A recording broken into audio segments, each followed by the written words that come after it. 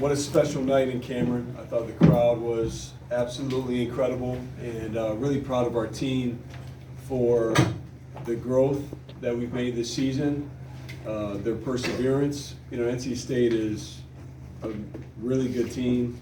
They're explosive offensively. I thought our defense was the key to the game. That's been really what we've hung our hat on all year long.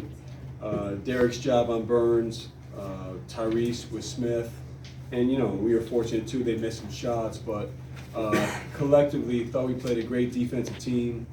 And then down the stretch, Jeremy really made some key plays. I think he scored 6 of our last 10. Pressure free throws with Tyrese, with Jeremy. We can handle that situation better, but also they're throwing in some big time shots. That's what they do. So really proud of this team, proud to go undefeated at home. To represent Cameron in North Stadium this way is a big deal. And, get refreshed and focus for one more game. What did you do differently defensively from the first game? I mean, you shut out 2 of their 3 guards just completely. Morcell and Smith just had a hard time. Well, the fact that we had more points from turnovers than they did speaks for itself. I think we had 1 pick six where they went and laid it in, but besides that, I thought we did a great job making them a half-court team. And they're fast. They get down the floor as quick as anybody we've played. It starts there. I don't even want to compare it to the last game because that was, I could go on and on about that. But it started there, and then once we got them in the half court, I thought 5 guys were just moving together. Did a good job controlling the ball, played without fouling for the most part, and give them credit. I thought in the first half they made some tough shots, and that's what they do. But you just need to stay the course and keep playing. Jon, I know you expect much things from Jeremy, Cameron, and all that, but the last 3 or 4 games here, it seems you're really elevated to another level. What's he showing you? Just Jeremy's a winner. He's been through it. It reminds me of last year. At the end with Jeremy in the tournament, and he's done that for us in stretches all year long. But this is the most consistent that he's played, and we ask a lot of him. He's guarding Joyner, did a heck of a job battling him. And then on offense, we need him to score and create. But, he just has he has a knack for making timely baskets. We didn't call a timeout. We were up by 2, put the ball in his hands. That was a big-time bucket there at a key moment. And then obviously down the stretch to carry us and finish the game. But it's just who he is. He's done it really since high school, and we need him to continue to do it. Jon, final timeout. Looked like you said to the guys, just one more stop. You sort of walk us through what's going on at that point. What does it say that they had the maturity to actually do that? Yeah, that is not an easy position to be in. I mean, that's a tough spot to be in for sure. And you can get rattled. That's an easy thing to not have poise. And we didn't turn the ball over. They hit tough shots. And really, it just comes down to one stop at that point. And I thought we were tired because they pick you up the full game, the full court the whole game, and they can wear you down a little bit. So, we made a couple of tired decisions probably. So just to really buckle down and just get one stop, and we did.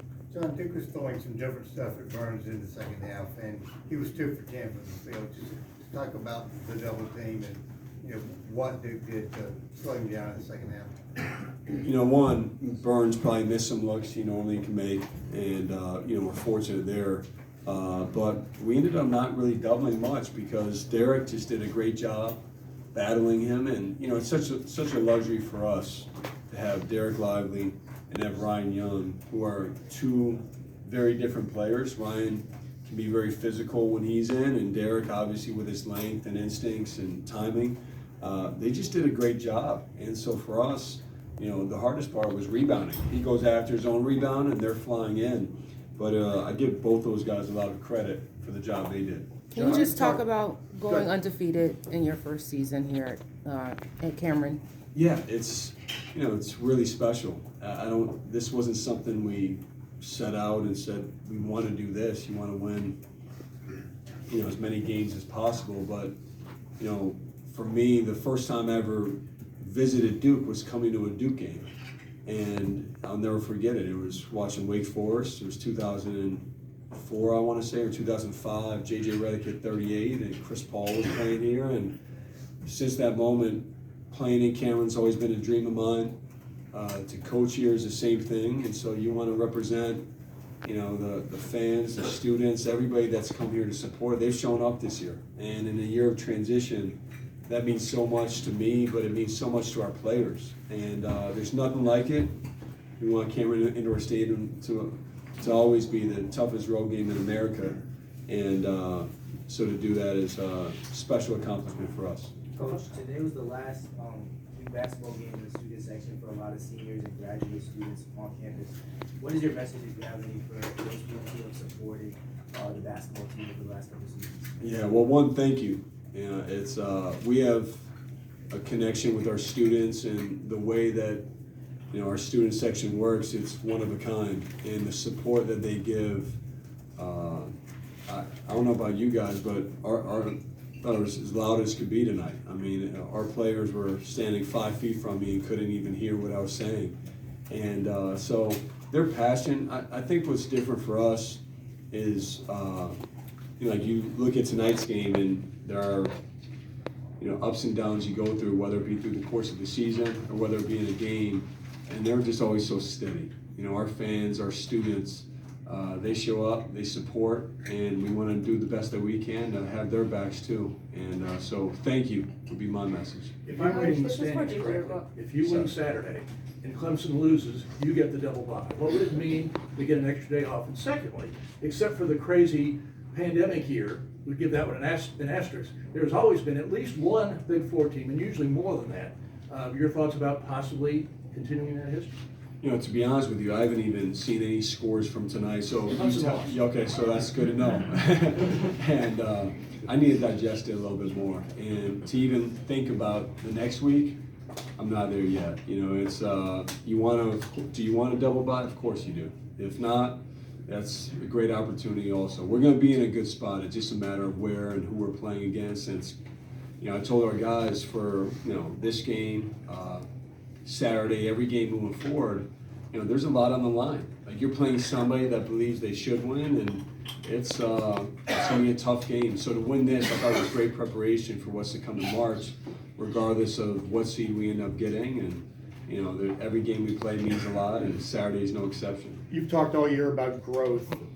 As we're getting close to the postseason now, how pleased are you with how this team has grown and the direction it is trending in right now? I'm really proud. I'm just, it's not easy, for these guys, with whether it be expectations, pressure, noise, whatever you want to call it, the way they've stuck together. And at this time of the year, the teams that I've been a part of that have the best chance to move on, they're really together, and they have great belief.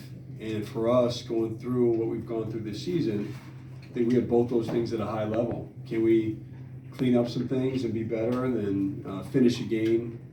Could we finish the game better tonight? Can we, shoot the ball better? Absolutely. But those things are going to happen.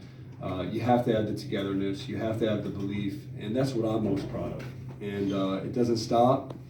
The growth continues. We need to be better Saturday than we were tonight, and so on and so forth for the postseason. 16-0. John, is it possible that Mike traded last year's last game so that you would never lose at home?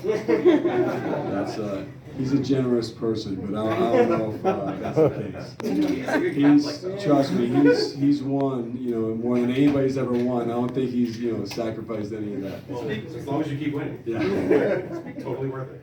Speaking of last year, Kane noted somewhere along the way to March that there was a specific stretch between, I think, Florida State and Virginia last year that he said, this is an older Duke team now. This is a team that's ready for March. Has this team had that point yet? Is there a specific thing or a game that you can look at?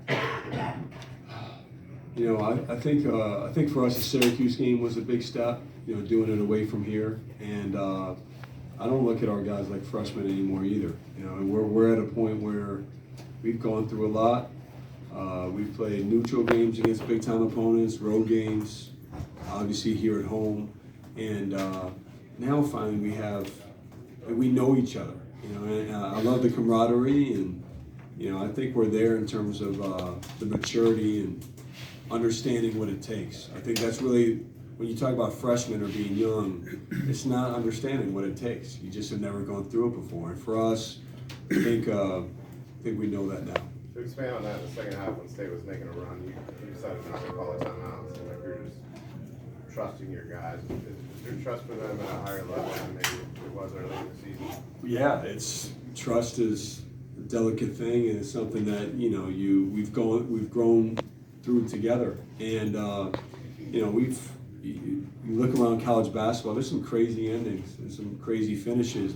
This is a game that other teams have lost, and so just making the pressure plays when it matters, the free throws, the key rebound down the stretch. I can't even remember who got it. There was a hectic last minute.